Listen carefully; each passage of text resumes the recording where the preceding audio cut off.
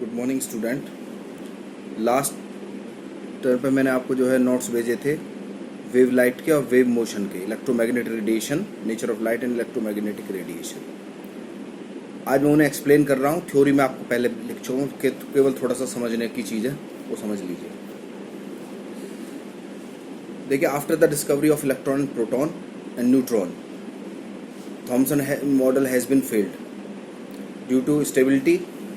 सो आज हम देखेंगे कि भाई सारे इंपॉर्टेंट टर्म आ चुके हैं आपके सामने। आइसो इलेक्ट्रॉनिक, आइसोटॉन्स, आइसोबार्स, ये सारे आप पढ़ चुके हैं।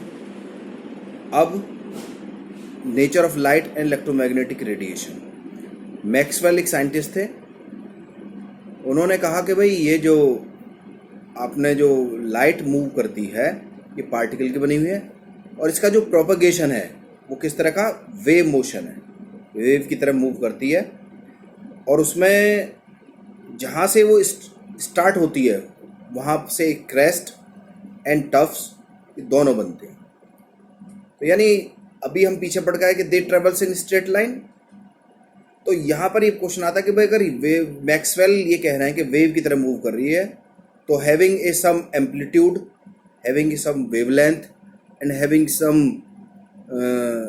some other wave concept or important terms, frequency, velocity,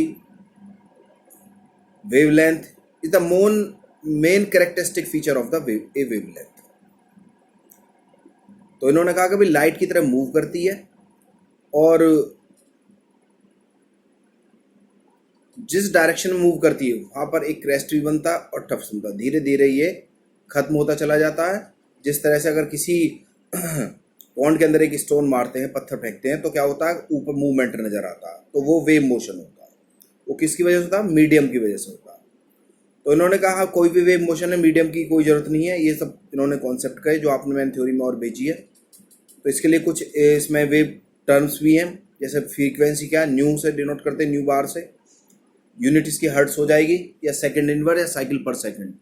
दूसरा वेलोसिटी है, लाइट की वेलोसिटी आप वेल नोन है, 3 × 10⁸ मीटर पर सेकेंड है।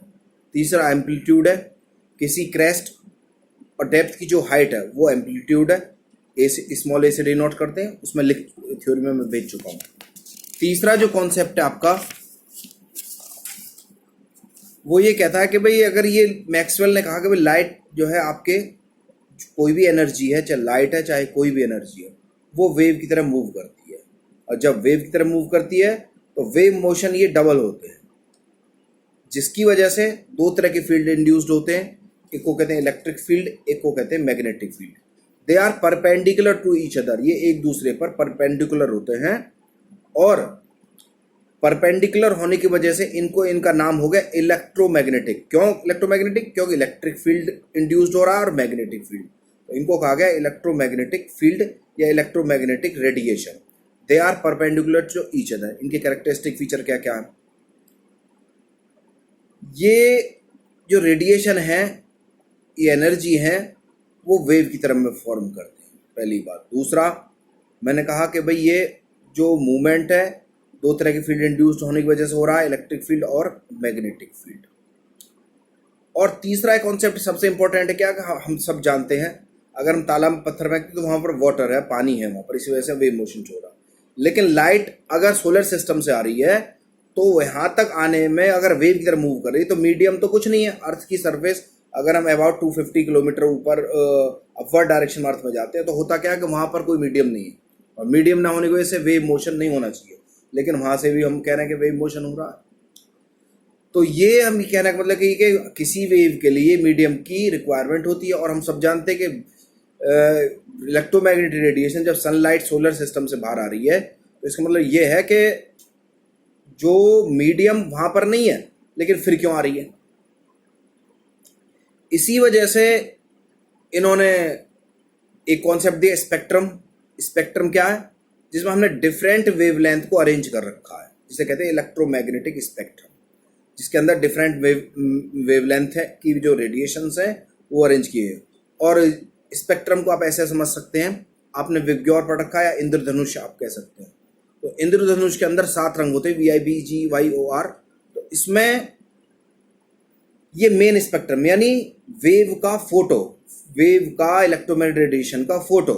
तो इन्होंने कहा कि भाई डिफरेंट लाइट क्यों नजर आ रही हैं, अगर ये वेव मोशन है, वेवलेंथ है, तो सबकी वेवलेंथ इक्वल होनी चाहिए, तो इनके सबके कलर अलग अलग नजर क्यों आ रहे हैं। तो इसको इन्होंने कहा इलेक्ट्रोमैग्नेटिक स्पेक्ट्रम। इसके लिए इन्होंने रेंज बता दी कि सबसे ज़्यादा वेवलेंथ जो होती है वो आपकी रेड कलर की होती है, फ्रीक्वेंसी आपकी वॉयलेट कलर की सबसे ज़्यादा होती है। तो लेकिन ये थ्योरी फेल हो जाती है। फेल क्यों होगी? इसके दो वजह थी। एक तो होती है कि ब्लैक बॉडी रेडिएशन, एक इसकी वजह से, और एक फोटो इलेक्ट्रिक इफेक्ट। तो फोटो इलेक्ट्रिक इफेक्ट समझा रहा हूँ, उसके बाद ब्लैक बॉडी रेडिएशन बता रहा हूँ। फोटो इलेक्ट्रिक इफेक्ट क्या है? इन्होंने देखा कि जब कोई बीम, ए लाइट बीम अगर मेटल सरफेस पर अटैच करती है तो उससे इलेक्ट्रॉन निकलने लगते हैं। तो इन्होंने कहा अगर लाइट सोर्स हटा दें तो उसके बाद भी इलेक्ट्रॉन निकलते हैं, तो वजह क्या है इसकी? तो this is the photo electric effect. Light source बंद किया, मान लीजिए आप गर्म रॉड, किसी भी गर्म रॉड को, किसी भी गर्म मेटल सरफेस को बाहर रख देते हैं, तो होता क्या है कि आप उसे जो है सोर्स लाइट से हटाने के बाद भी वो गर्म रहती है, तो ठंडी हो जानी चाहिए एकदम। जो लाइट बंद हो गई तो ठंडा हो जाना चाहिए, फिर भी हीट निकलती रहती है। तो ये क्या वजह है? तो ये this concept is explained by the Planck's theory, और हम आगे जो है प्लांक्स क्वांटम थ्योरी पढ़ेंगे। तो ये ब्लैक बॉडी रेडिएशन और फोटो इलेक्ट्रिक वजह से ही आपकी वेव थ्योरी फेल हो जाती है। इसको हम आगे की वीडियो में और नोट्स में पढ़ेंगे। Thank you very much.